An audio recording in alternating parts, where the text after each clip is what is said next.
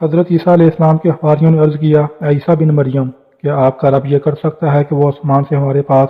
ایک دسترخوان اتار دے؟ تو حضرت عیسیٰ علیہ السلام نے فرمایا کہ اس طرح کی نشانیاں طلب کرنے سے اگر تم لوگ مومن ہو تو خدا سے ڈرو۔ یہ سن کر حواریوں نے کہا کہ ہم نشانی طلب کرنے کے لیے یہ سوال نہیں کر رہے ہیں، بلکہ ہمارا مقصد یہ ہے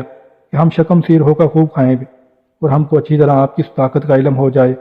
تاکہ ہمارے دلوں کو قرار آ جائے اور ہم اس بات کے گواہ بن جائیں تاکہ بنی اسرائیل کو ہماری شہادت سے یقین اور اطمینان کلی حاصل ہو جائے اور مومنین کا یقین اور بڑھ جائے اور کفار ایمان لے آئیں۔ حواریوں کی اس درخواست پر حضرت عیسیٰ علیہ السلام نے بارگاہ خداوندی میں اس طرح دعا مانگی، اے رب ہمارے، ہم پر آسمان سے ایک خوان اتار کہ وہ ہمارے لیے عید ہو ہمارے اگلے پچھڑوں کی اور تیری طرف سے نشانی، اور ہمیں رزق دے اور تو سب سے بہتر روزی دینے والا ہے۔ حضرت عیسیٰ علیہ السلام کی دعا پر اللہ تعالیٰ نے فرمایا کہ دسترخوان تو اتار دوں گا، لیکن اس کے بعد بنی اسرائیل میں سے جو کفر کرے گا میں اس کو ایسا عذاب دوں گا کہ تمام جہنم میں سے کسی کو ایسا عذاب نہیں دوں گا۔ چنانچہ اللہ تعالیٰ کے حکم سے چند فرشتے ایک دسترخوان لے کر آسمان سے اترے جس میں 7 مچھلیاں اور 7 روٹیاں تھیں۔ حضرت ابن عباس رضی اللہ عنہما سے روایت ہے کہ فرشتے دسترخوان میں روٹی اور گوشت لے کر آسمان سے زمین پر نازل ہوئے، اور بعض روایات میں یہ بھی آتا ہے کہ تلی ہوئی ایک بہت بڑی مچھلی تھی جس میں کانٹا نہیں تھا اور اس میں سے روغن ٹپک رہا تھا، اور اس کے سر کے پاس نمک اور دم کے پاس سرکہ تھا، اور اس کے ارد گرد تمام قسم کی سبزیاں تھیں، اور 5 روٹیاں تھیں، ایک روٹی کے اوپر روغن زیتون، دوسری پر شہد،